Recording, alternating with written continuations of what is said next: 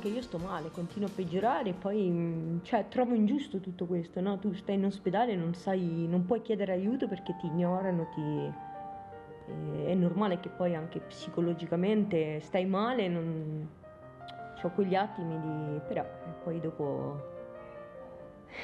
chiudo gli occhi, tiro il respiro e vado avanti. Perché piangi adesso, Giuliana? Commossa. Sei commossa, ecco. Ma ti commuovi per i tuoi figli, secondo me. Per quanto bene vuoi a questi ragazzi, Giuliana? Ma è normale. È normale. È normale. Non niente. Basta. È commossa, sono commossa. Sei commossa. Quando subentrano quelle cose che riguardano la salute, allora devi affrontare, curarti e certe cose bisogna disfarsene. Come va, Gianni? Non che c'è male adesso, non c'è male. Diciamo che hanno fatto un buon lavoro qua, sia in chirurgia che soprattutto qua in urologia. Ringrazio tutti quanti della bontà e della gentilezza che c'è in giro, che c'è ancora la bontà e la gentilezza. Abbiamo proposto questa cena per ricordarlo di tutte le battaglie che abbiamo fatto assieme. Attento a Keba che attendo, perché mi diceva sempre tendere a Keba e mi sono ancora io tendere. Ciao Beppi. Non aver paura di tirare un calcio di rigore.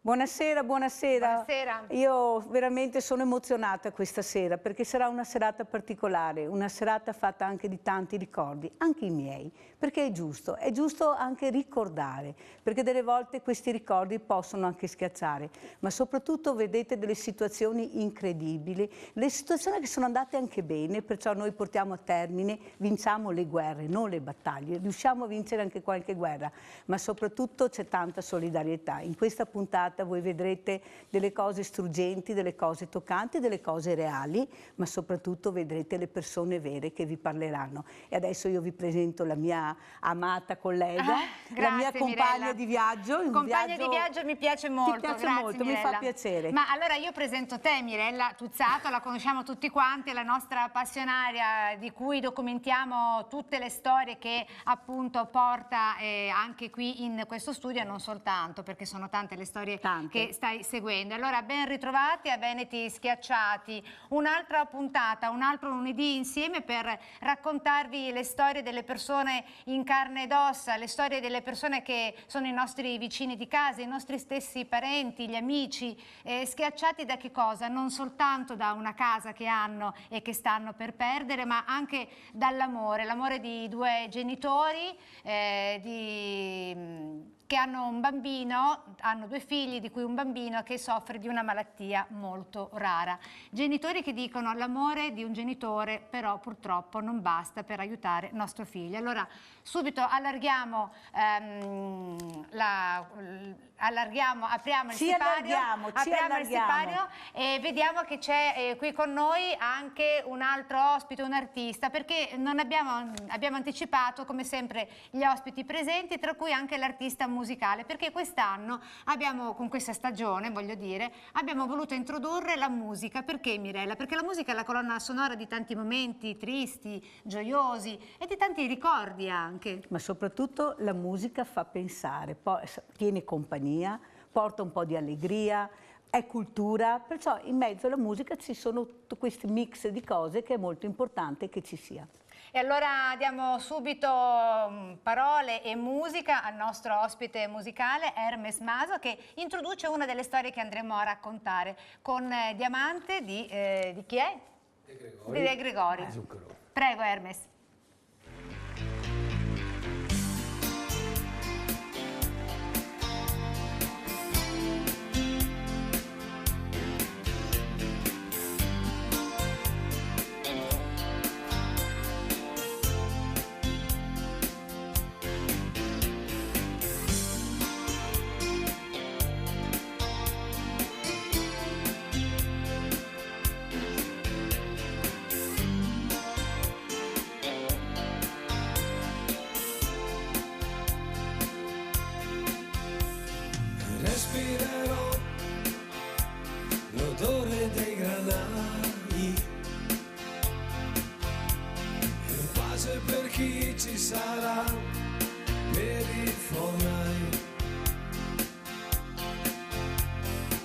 pioggia sarò, che pioggia tu sarai.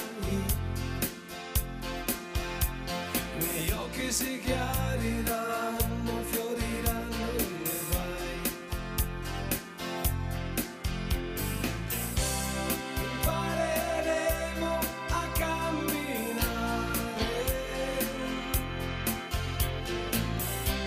per mano insieme a camminare. Domenica.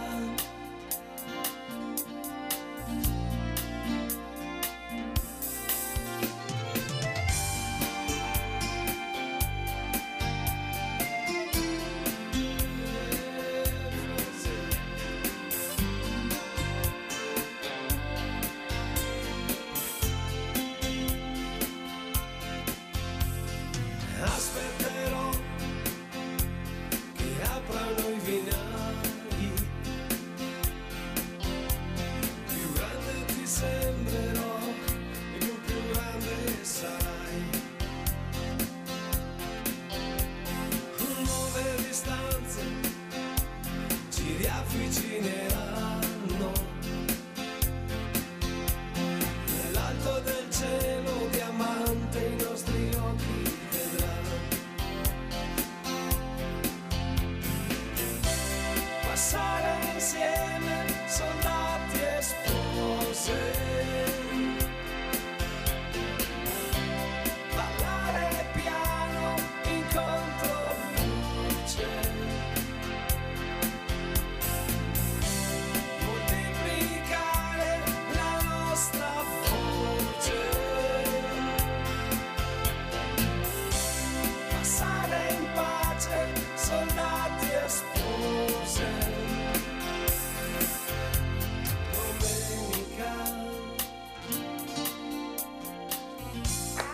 Grazie Hermes. A Hermes Maso che ha reinterpretato De André con Diamante, perché Diamante sono gli anni di Diamante di una nonna che viene riabbracciata nel tempo da uno dei suoi familiari. E infatti torneremo ad occuparci anche di una nonnina speciale, una storia che è andata a buon fine, nonna Giuliana, l'abbiamo vista nella copertina. E allora andiamo subito a presentare i nostri ospiti, che sono Vanessa Magnante e Paola Pavan. Buonasera. Buonasera. Buonasera. Ben arrivate. E figlia sfrattate. E poi do il benvenuto a Jenny Vianello, buonasera Jenny, Buonasera a e al voi. marito Umberto Pasqualetto. Buonasera. Allora, partiamo con Vanessa. Partiamo con Vanessa. Allora, Vanessa io la conosco molto bene, e anche Paola, la mamma, perché vengono al Banco Solidale. Però cosa mi hanno detto? Mirella, noi abbiamo uno sfratto esecutivo, non lavoriamo, pochissimo, cosa facciamo, dove andiamo? Allora, non sono casi che noi vi portiamo qua, come avevo detto l'altra volta, perché vogliamo farvi vedere chissà cosa. Noi vogliamo farvi vedere la realtà di una famiglia che stava anche bene, poi purtroppo è mancato il lavoro e da là è crollato il mondo. Allora io ho pensato che queste storie devono essere viste. Non ci si deve vergognare di chiedere aiuto, non ci si deve vergognare di avere uno sfratto esecutivo, non ci si deve vergognare delle telecamere, anzi benedette telecamere, perché con queste noi delle volte risolviamo dei problemi che nessuno riesce a risolvere, nemmeno gli amministratori. Allora Vanessa, cosa è successo? Spiega un pochino la tua storia. Praticamente dove abitavo, sono abitata da mia suocera, dopo ho avuto dei problemi dovuto da mia mamma, però con mia nonna che doveva venire con altre denunce, forse ci sfratta, per maggio o marzo forse siamo in strada. Allora Vanessa ha anche problemi di salute, come vedete, cioè perché si accumula un po' tutto. Allora Paola, diciamo anche come stai vivendo questa situazione con questa figlia con gravi problemi e tu che non riesci veramente a collocarti? Veramente io sto lavorando, lavoro solo 23 ore al mese. Al mese, 23 ore al mese. E prendo 150, 138, 149, non è fisso. Ascolta Paola, ma come si fa a vivere con questi soldi? Cioè c'è il quello banco che non solidale che vi aiuta anche sul vestire, però spiega un attimo cos'è che manca, soprattutto quando uno al mattino dice adesso io inizio la giornata. E come si inizia la giornata, Paola? Si inizia male. Inizia male, soprattutto? Specialmente io mi alzo presto, alle 5:30, lavoro 1:25, al sabato 1:50, con quelli soldi non si può Ma tu vivere. cerchi di vedere se trovi qualcos'altro per Sì, integrare? cerco. Perché dicono che non avete voglia di lavorare, che lavoro ce n'è se uno lo cerca e non è vero che non ce n'è. Tu cosa dici a queste persone, Paola? Sì, a volte cerco lavoro, però mi mandano troppo lontano. E tu non hai la possibilità di arrivarci? No, non si può. E tu Vanessa, hai provato a collocarti? Ho provato, ma come io sono grossa e così, nessuno mi vuole, no? Cioè come ti vedo che essendo un po' robusta, diciamo che sei grossetta, Sì. anche a me sono grossetta, siamo un fia grossette, e cosa succede? Che a prima roba chi ti vede... Nessuno dice, non ti possiamo assumere. Non ti possiamo assumere. Te lo dicono così sfacciatamente? Di solito sì. Cioè, sì, beh, non ti capita tanta ma con quale creanza. motivazione? Con quale motivazione? È che essendo robusta non ho forza da fare questo lavoro, anche con pulizie, no perché non posso pulire qua, no perché non posso fare questo. Ma tu che problemi di salute che hai? Hai cercato di vedere se ti aspetta qualcosa? Perché tu hai dei grossi problemi di salute, tesoro. Sì, ho provato, ho cercato, solo che loro vogliono operarmi, ma io ho paura di operarmi, questo è il mio problema. Perché hai paura? Perché ho paura che succeda qualcosa. Che succede qualcosa? Sì, perché non può essere garantito l'intervento, Sì, naturalmente. può essere garantito perché io ho problemi di asma, ho allergie e varie e tante altre cose. E guardate che Vanessa sembra, ma non è che mangi tantissimo, è proprio questa disfunzione che purtroppo succede nella vita. Paola, cosa vorresti chiedere, visto che oggi sei qua? Perché io so che la prima cosa che tu vuoi chiedere è la casa, tu hai bisogno di una casa. Allora fai un appello, Paola. Sì, io sono alla casa di mia mamma, però se lei viene devo essere, come posso dire, tipo badante, lavorare con lei. Però io con il carattere suo non ci vado. Quindi voi cercate una casa, adesso dove siete? Adesso io sono alla casa di mia mamma. Sì. Però se lei arriva devo essere io di guardarla, di badarla, come tipo badante, non so. Ma quindi la casa la cercate in che provincia? In provincia di Treviso? Dove? Treviso, sotto Villorba. Sei sempre qua nei perché dintorni. sono qua, ecco, sì, anche per capire chi Nei ci sta dintorni. seguendo da casa dove cercano A casa. parte che ti dirò che se uno non ha lavoro, anche se si Sareste trasferisce, non disposte è a un spostarvi? problema. Cioè noi abitiamo praticamente in una casa, praticamente un salotto e una camera da letto dove io e mio marito dobbiamo separati perché uno sul divano, uno sul letto, mia mamma in camera. Vabbè, cercheremo questa casa. Passiamo agli altri ospiti, Anna. Adesso, infatti, volevamo raccontare la storia di Jenny Vianello e del marito Umberto Pasqualetto. Chi sono loro? Sono due genitori di due bambini piccoli, entrambi bellissimi. Genitori di bambini speciali, tutti e due, in particolare il più piccolo, Filippo. Filippo ha 8 anni, ha due grandissimi occhi azzurri che quando incontrano i tuoi ti fissano e ti scrutano. Filippo è un bambino bellissimo, è un bambino che però non riesce a dire né mamma e non riesce a dire neanche papà. Filippo ha un problema, non sa manifestare, non riesce a manifestare nemmeno il dolore che prova, neanche la rabbia per l'emozione per come la conosciamo noi normalmente. Filippo però è un bambino che riesce a sorprenderti perché è capace di cose inaspettate, di grandi regali come un semplice sorriso o un accenno a una risata. Filippo è un bambino molto molto amato, eppure, come ha detto la mamma, purtroppo l'amore di un genitore non basta. Jenny, perché Buonasera non a basta tutti, l'amore di un genitore per Filippo? Perché non è sufficiente, Filippo ha bisogno di tante cure, l'amore appunto non gli manca, però noi abbiamo bisogno della cura. Filippo ha una malattia, soffre di una malattia molto rara. Ha una malattia genetica rara, si chiama disordine CDKL5, questa sigla un po' difficile, no, da ricordare, è il nome di un gene che abbiamo tutti, CDKL5 appunto, e comporta a livello diciamo neuronale una difficoltà, il suo cervello non produce una proteina indispensabile per il corretto sviluppo del sistema nervoso centrale. E per questo appunto la sua malattia comporta crisi epilettiche pluriquotidiane, farmaco resistenti, quindi lui i farmaci li prende, gli antiepilettici, però diciamo che servono in parte, però le sue crisi quotidiane ce le ha comunque. E non parla, non cammina, non riesce neanche a esprimersi a gesti.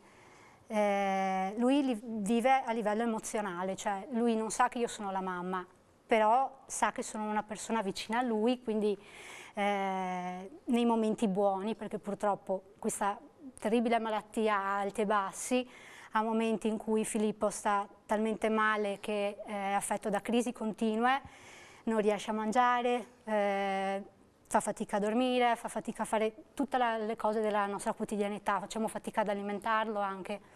Senti Jenny, quando hai iniziato, io ho sentito che avevi un nodo in gola, sì.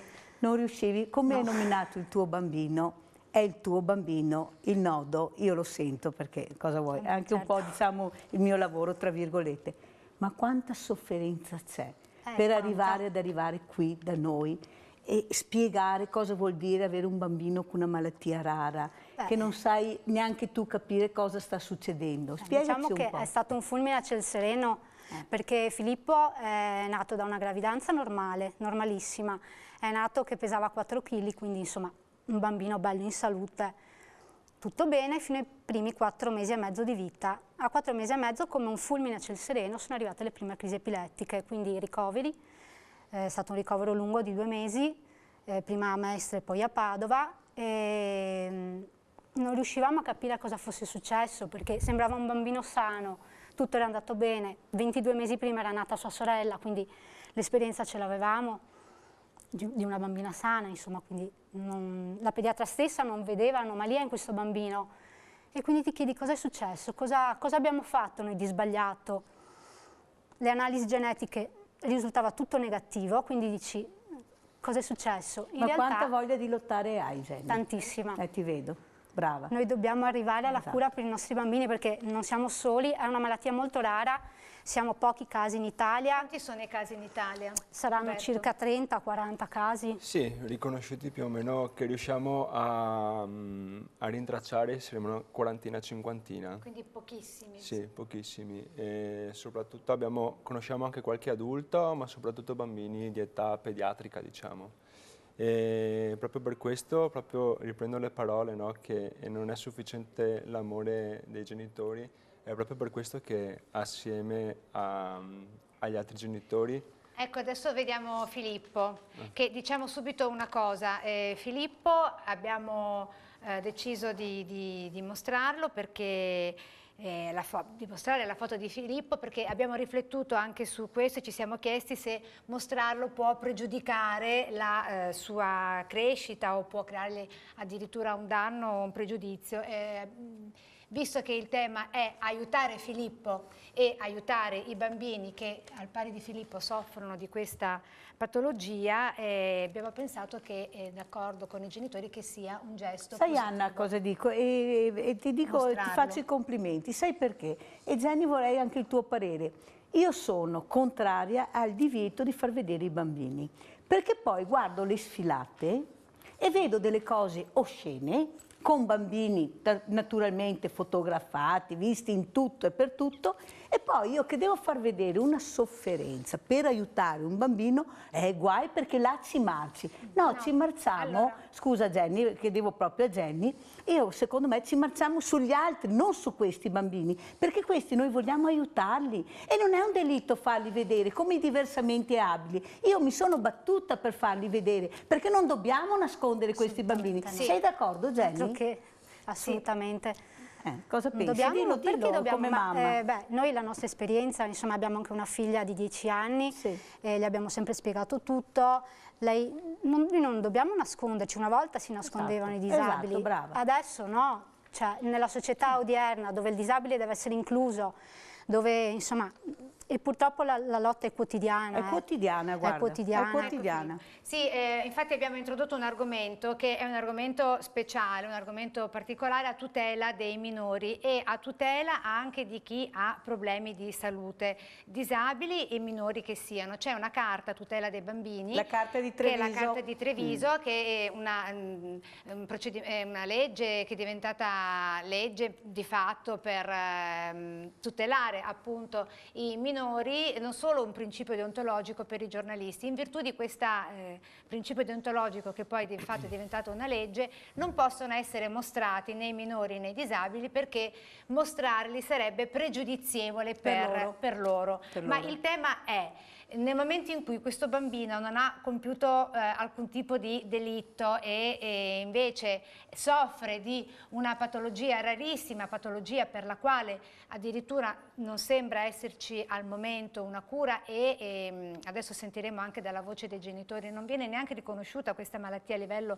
istituzionale, perché non c'è ancora una casa farmaceutica che abbia trovato il farmaco giusto, mostrarlo, dicevo, è un modo per aiutarlo. Certo. E quindi è questa la decisione. Grazie Jenny delle tue parole, perché sai, io sto facendo questa battaglia, non l'ho vinta, sto cercando di vincere la guerra, però sono riuscita a far vedere ad esempio i diversamente abili che venivano a lavorare agli orti.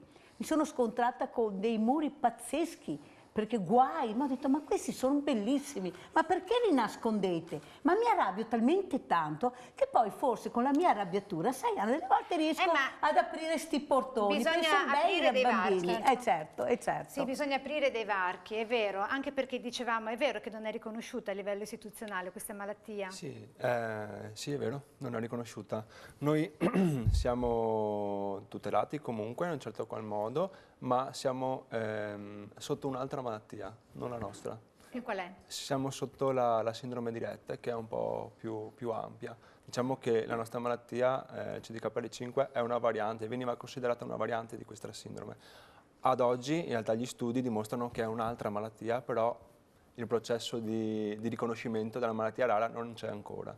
Umberto, cosa vorresti chiedere, visto che fai un appello anche tu?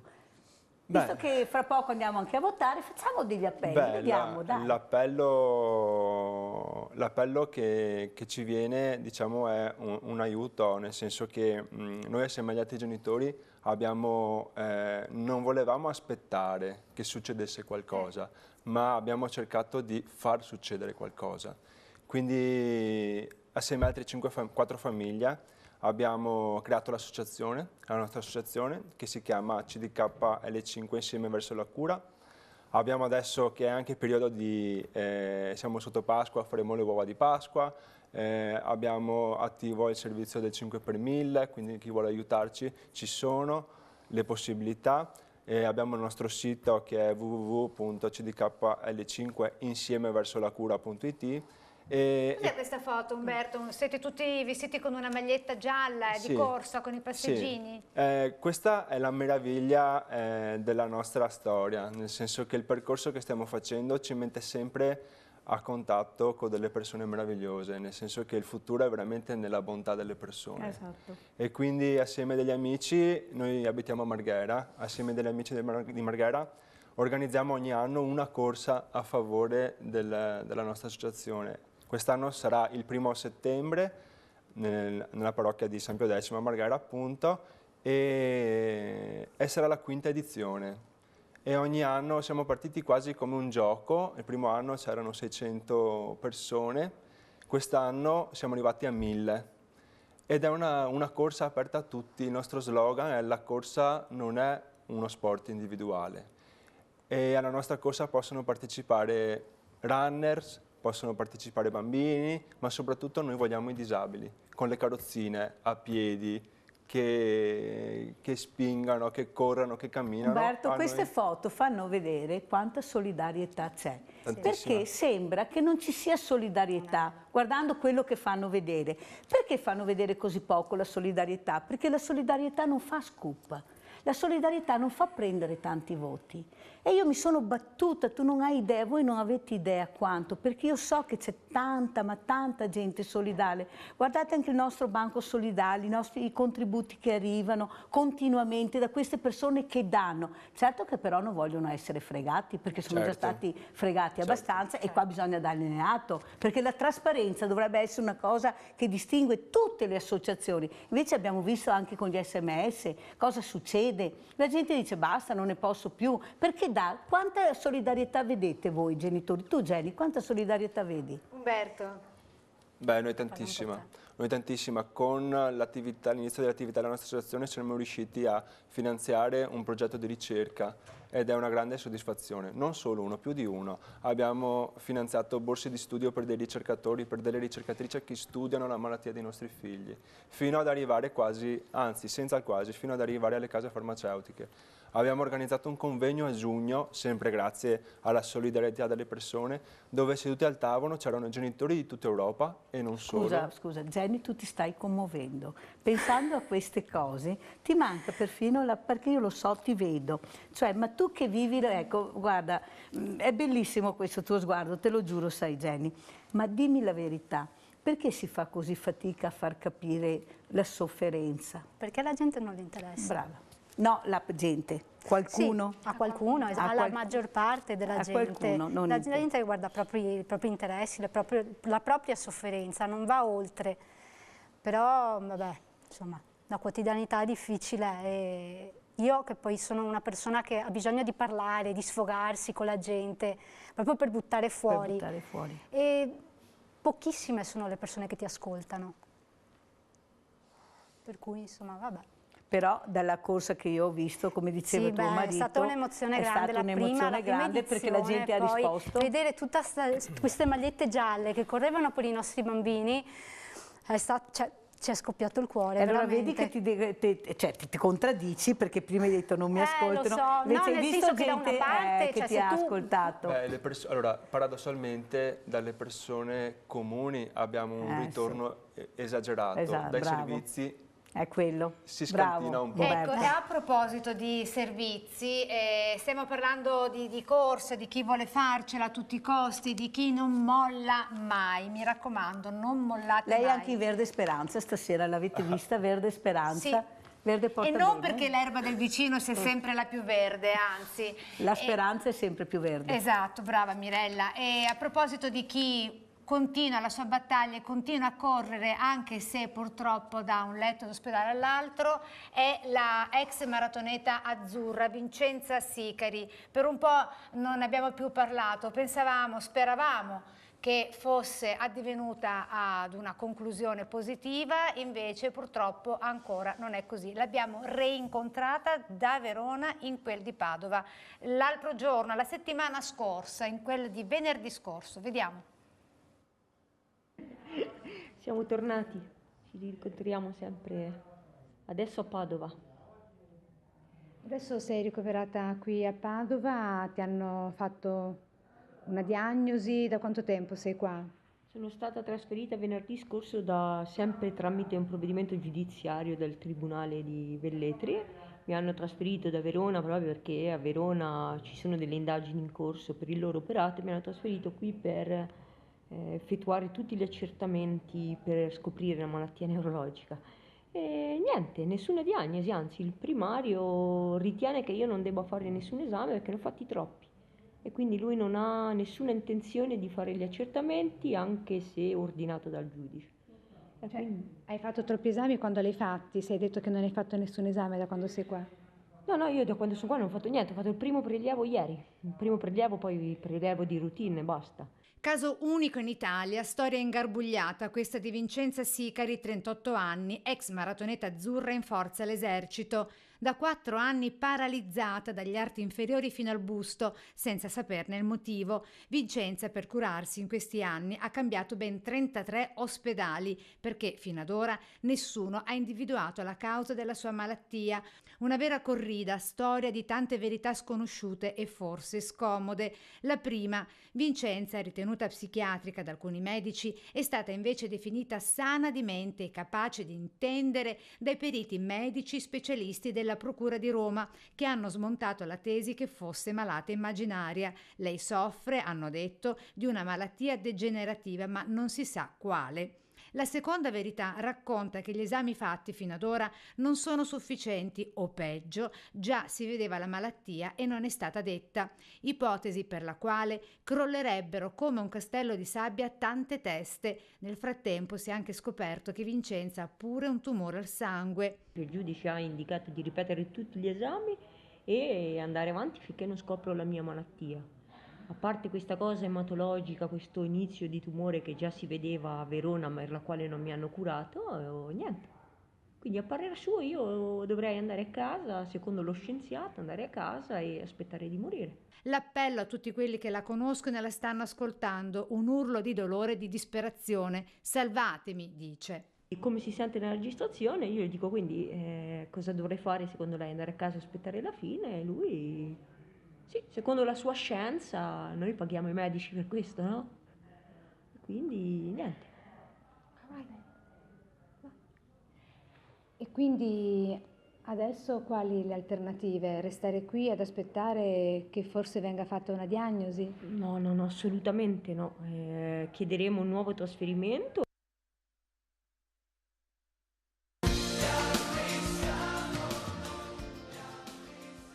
Anna, tu che sei andata a trovare Vincenza, io vedo nei suoi occhi una voglia di lottare incredibile, cioè nonostante questa malattia, che non si sa che malattia, però la voglia di continuare a lottare per capire di cosa si tratta. Eh beh sì, ha una grandissima forza Vincenza e gliel'ho chiesto da dove derivi tutta questa forza, poi lo vedremo nella seconda parte dell'intervista, e lei sostiene è la forza della vita, io voglio vivere a tutti i costi, costi quel che costi. E a tale proposito volevo dire che naturalmente intanto volevo ringraziare pubblicamente l'emittente, il nostro editore che ci ha detto di andare avanti a sostenere questa atleta e a continuare a portare avanti questa storia. Scusate, mi emoziono perché veramente questa di Vincenza è, come ho già detto prima, un caso unico in Italia in cui una persona per curarsi debba battagliare da un'aula di tribunale all'altra, ma è una cosa veramente vergognosa. E Vincenza vuole lottare perché come lei sembra che anche altri atleti presentino, però è tutto a livello di ipotesi, gli stessi sintomi che ha lei. Ha una famiglia, Vincenza, Anna, che non abbiamo capito Vincenza ancora. ha una famiglia, ma come abbiamo raccontato in tante altre storie qui in studio, purtroppo non sempre si va d'amore e d'accordo, sai, ci può sbagliare anche nella vita e quindi è lontana anche da casa perché la famiglia vive in quella di Roma, nella Ciociaria. È sola comunque. E quindi è completamente sola e questo discorso l'ho affrontato anche con lei nella seconda parte dell'intervista. E dicevamo, siamo tornati da Vincenza che, come avete visto all'inizio intervista, lei sorride perché appena ci ha visti arrivare le si è veramente illuminato il cuore. Oh, meno male, le telecamere qualche volta, vedi? Fanno anche sorridere. E a proposito di telecamere, ovviamente era stata chiesta un'intervista anche al responsabile del reparto di neurologia, ovvero al primario. Ho chiamato personalmente chiedendo del primario, mi è stato risposto che non aveva tempo perché si sa, la routine, il 31 quotidiano porta ad andare di fretta, quindi ho mandato un'email specificando i motivi della nostra richiesta e con tanto di numero di telefono. Non mi è stato risposto né per iscritto né telefonicamente. Ho chiesto anche un incontro con il direttore generale e il direttore sanitario, non ho ottenuto nessuna risposta. Annina, vedrai che risponderanno. Come l'altra volta. Annina, vedrai che risponderanno, fidati, vedrai che risponderanno. Senti Mirella, a proposito di risposte, vediamo che cosa è successo la settimana scorsa proprio qui da questo studio quando chiedevamo una risposta da un altro direttore generale, direttore generale della ULSS di Marca. Andiamo a vedere. Mi piacerebbe tanto che adesso arrivasse qualcuno o una telefonata anche domani dicesse Signora Rettini, sa che l'abbiamo vista e forse la commissione si è decisa a dare l'accompagnatoria? Ecco, l'accompagnatoria. Adesso che bel servizio che faremo vedere, non diciamo niente, facciamo vedere il servizio.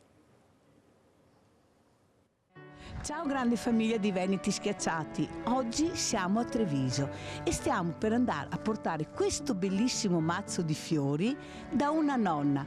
Prima ringrazio la Luigina della fioreria Rosa di Lanzago di Silea perché ce l'ha regalato. Io non conoscevo questa persona, guardate la solidarietà dove arriva. Quando mi ha visto mi ha detto Mirella, gli ho spiegato che stavo per andare a trovare una nonnina e lei mi ha fatto questo bellissimo mazzo. Grazie Luigina, grazie di cuore.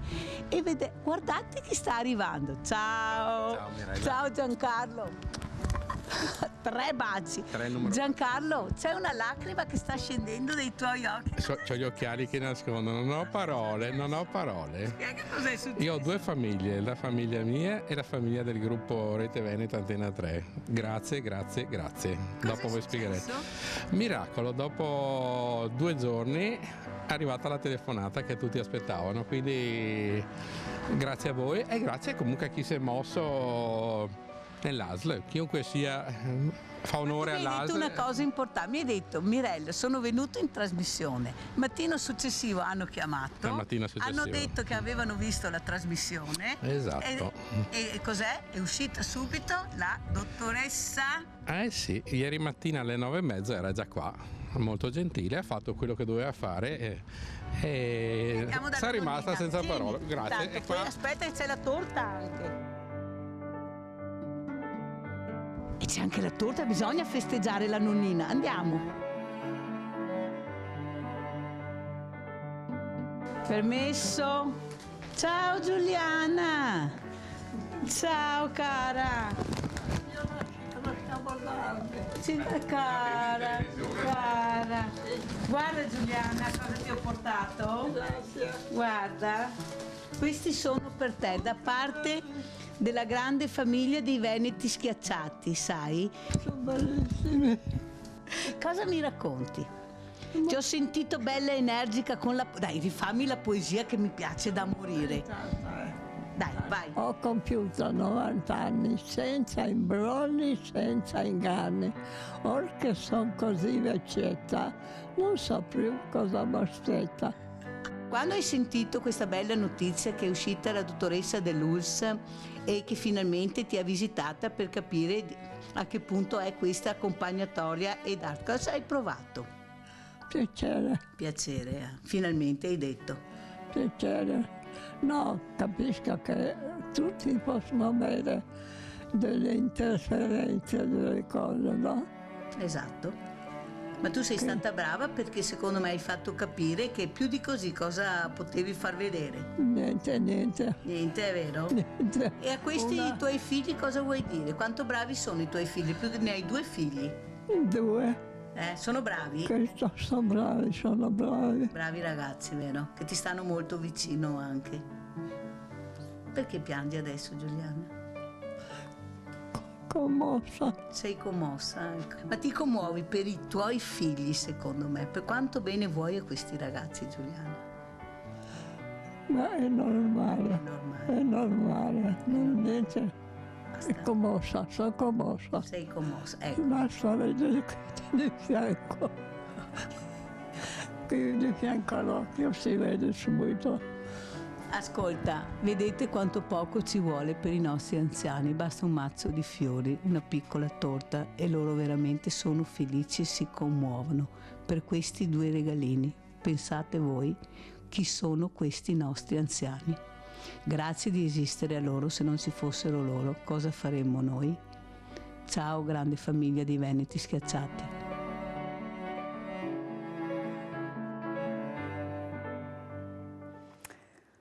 Ecco, avete visto questa storia bellissima, per quello ho detto prima, in anteprima, vedrete delle cose commoventi, ma che riusciamo veramente a fare emergere e a risolvere. È arrivata l'accompagnatoria. Oh, finalmente. Perciò questa nonnina finalmente si è sentita anche lei un po', cioè ha avuto un po' di giustizia, perché guardate che più di così penso che non si possa, cioè lei è inferma, immobile a letto, e allora finalmente grazie a queste telecamere, grazie a questa trasmissione di Veneti Schiacciati, vedete che qualcosa si muove. Qui dobbiamo ringraziare tutti quelli che hanno capito cosa stava succedendo. Esatto, in particolare ecco. anche il cuore e la professionalità di una persona che si è mossa, Francesco Benazzi, il direttore della ULSS di Marca, che come ha visto il nostro servizio si è subito prodigato. Vero è che però non dovrebbe essere così.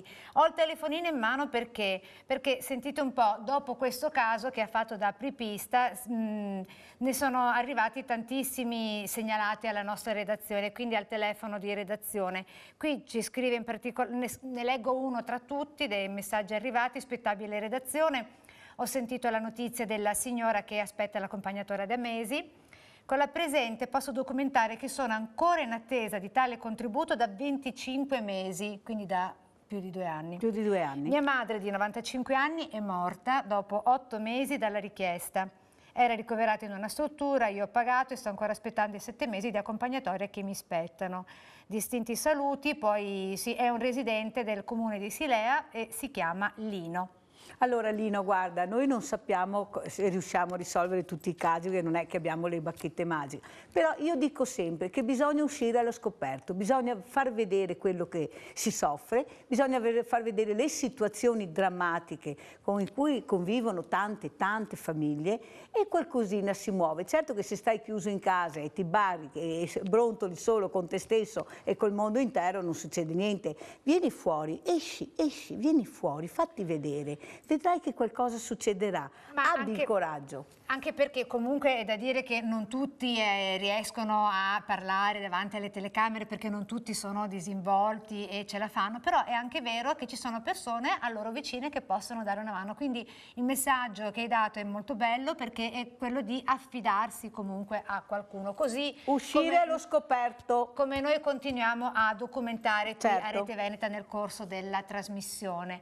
E allora direi torniamo a Filippo. Jenny, vi siete particolarmente commossi anche quando avete visto il servizio di nonna Giuliana. Quanto importante è il legame familiare nella gestione proprio degli affetti stessi? Beh, importantissimo, anche perché insomma una malattia, come nel nostro caso, o ti lega o ti divide. Ah, sì. Noi siamo stati fortunati, ha confermato il nostro amore, siamo fortunati perché abbiamo una famiglia dove vive l'amore, e quindi questo è quello che ci crea la forza. Si chiama anche serenità, Jenny, questa cosa? Perché no? Sì. Perché io sono convinta che oltre all'amore c'è la serenità. Noi ovvio soffriamo quando soffre Filippo, quando ha questi periodi che è dura starci dietro, quindi insomma. Però quando sta bene, infatti Anna Maria, quando ci siamo sentite per telefono, mi ha detto: come va Jenny? Posso dirlo bene. Ecco. Per cui quando si sta bene bisogna dirlo. Noi forse lo apprezziamo di più, perché insomma quando abbiamo un piccolo progresso di nostro figlio ci sembra il mondo che si apre. Il mondo intero, quindi per carità, però è proprio così per noi. Da mamma, parlami da mamma, quanto bene vuoi questi ragazzi? Quando senti questa nonna di 91 anni che guarda i suoi ragazzi, perché per lei, per le mamme non crescono mai, sono sempre bambini, e vedi queste lacrime che scendono solo a vedere suo figlio, è una cosa che commuove, che solo una mamma può capire cosa vuol dire, anche se il figlio diventa grande, i sacrifici che ne facciamo. Cosa vorresti dire a questa nonna che si è messa a piangere vedendo il suo figlio? Deve tenere duro per loro. Per loro. E infatti guarda, una grinta anche nonna Giuliana, che è una cosa proprio che commuove, proprio mi stringeva la mano con una forza, e poi quando ho visto questo figlio, proprio questa lacrima che è scesa, è stata veramente una cosa emozionante. Cose da vivere, dico io, questo è il motore della Mirella, sapete, questa è la mia benzina, le storie. A proposito di storie, torniamo ad occuparci di Filippo. È vero che è stata fondamentale nella cura la dieta che sta seguendo adesso Filippo, dieta non come, intesa non come restrizione alimentare, al contrario, proprio come nutrimento. Chi è che affronta questo argomento? Beh, posso introdurlo io, anche se la chef di casa è un po' lei, nel senso che noi da ormai 3 anni A Filippo stiamo seguendo una dieta chetogena, si chiama. Che cosa vuol dire dieta chetogena? Allora, praticamente è una dieta che viene utilizzata, faccio questo paragone perché l'hanno fatto a noi. Allora, se siamo abituati ad andare in farmacia a prendere le medicine, con la dieta chetogena siamo noi a fare la medicina, è il cibo che diamo a nostro figlio la medicina, nel senso che è una dieta molto sbilanciata a favore di grassi, quindi senza zuccheri e senza carboidrati, eccetera. Questo cosa comporta? Comporta che all'organismo di Filippo vengano rilasciati i chetoni, si chiamano, dal fegato, e questi chetoni per qualche ragione agiscono a livello cerebrale e questo riduce un po' le crisi. Ed sono 3 anni che stiamo seguendo questa dieta e funziona, insomma. Funziona, l'importante è che funzioni, è quello importante. È una dieta che viene utilizzata per chi soffre di epilessia, giusto? Esattamente. Che sia farmaco resistente, ma non solo, perché è una dieta che può curare anche i tumori del cervello, il diabete, insomma anche l'emicrania. È una dieta difficile. Chissà che non trovi anche la cura per la nostra Sicari, poveretta, perché già, lei veramente... Per Vincenza, ma è una storia incredibile questa di Vincenza, che forse dietro la quale ci sono tante altre storie. Aspettiamo una telefonata, Noi non siamo a o una mail, vero Anna? Ma qualcuno dovrà scrivere o rispondere. Per educazione, dico io, insomma...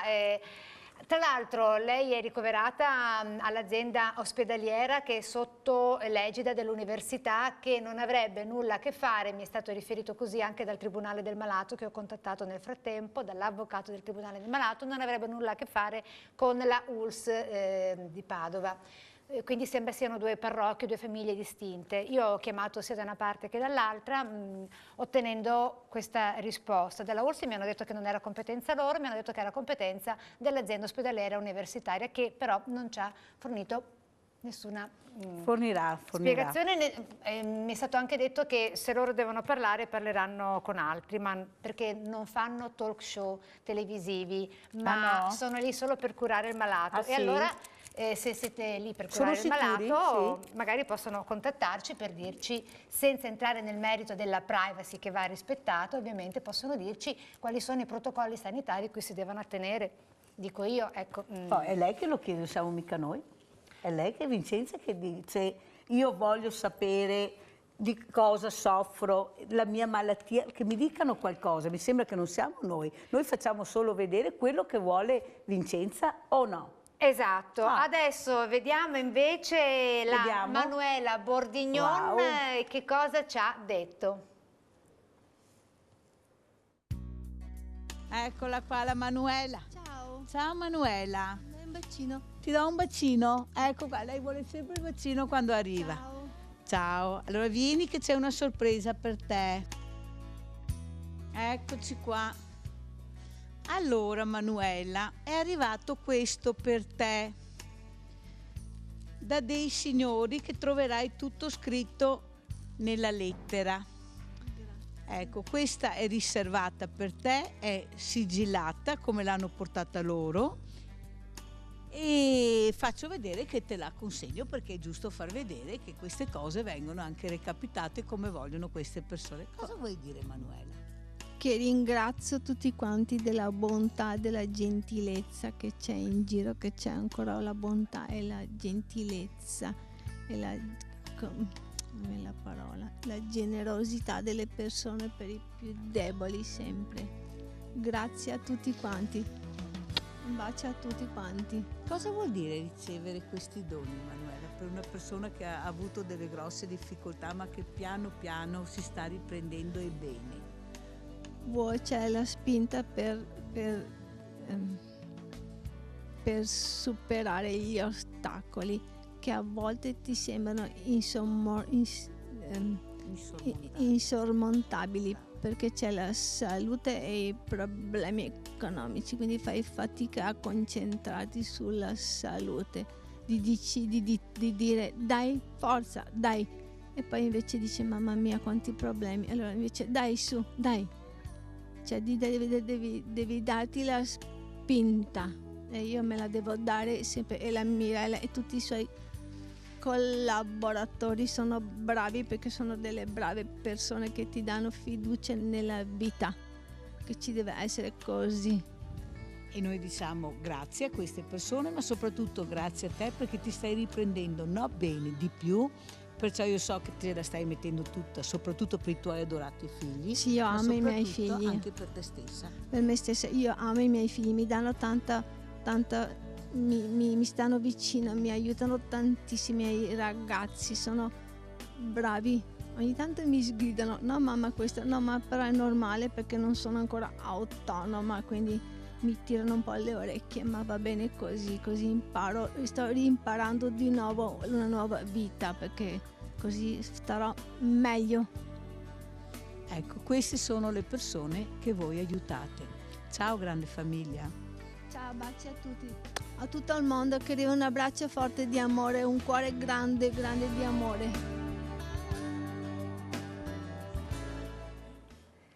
Ecco. Sì, questa era appunto Manuela, e noi facciamo vedere queste cose perché la trasparenza ci ha sempre contraddistinto. Qualsiasi cosa arrivi, se è anche sigillata, noi la consegniamo, però voi vedete che la consegniamo, perché è giusto così. Anche a questo servono le telecamere, a fare trasparenza. A parlare di questo cuore grande a cui faceva riferimento Manuela, un cuore grande d'amore. Allora, visto che ad ogni azione, scusate, corrisponde una reazione, noi speriamo che ci sia questa reazione da parte di chi ci deve essere. Quindi spazio a Hermes Maso con una canzone di José Feliciano, Che sarà?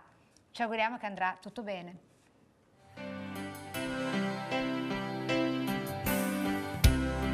Paese mio che stai sulla collina, disteso come un vecchio addormentato,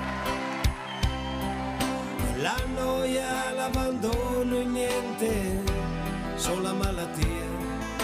Paese mio, ti lascio, io vado via. Che sarà, che sarà, che sarà, che sarà della mia vita, chi lo sa. So far tutto, forse niente, da domani si vedrà.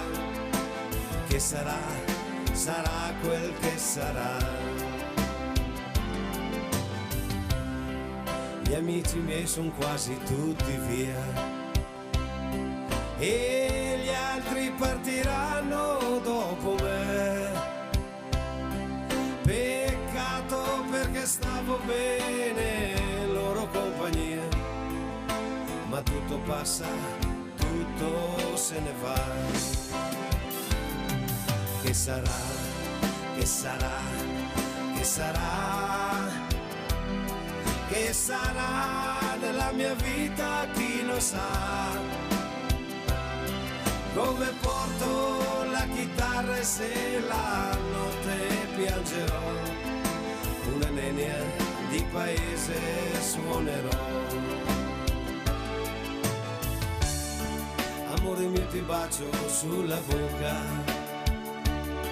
che fu la fonte del mio primo amore. Ti do l'appuntamento come quando non lo so, ma so soltanto che ritornerò. Che sarà, che sarà, che sarà, che sarà della mia vita, chi lo sa. So far tutto, forse niente, da domani si vedrà. Che sarà, sarà quel che sarà. Che sarà, che sarà, che sarà, che sarà della mia vita, chi lo sa. Come porto la chitarra e se la notte piangerò, una nenia di paese suonerò. Che sarà, che sarà, che sarà, che sarà della mia vita, lo sa. So far tutto, forse niente, da domani si vedrà. Che sarà, sarà quel che sarà.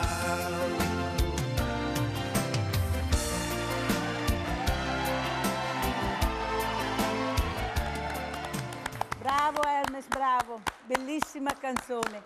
Che sarà, che sarà, che sarà? Cosa dici tu? Che sarà di voi? Non lo so.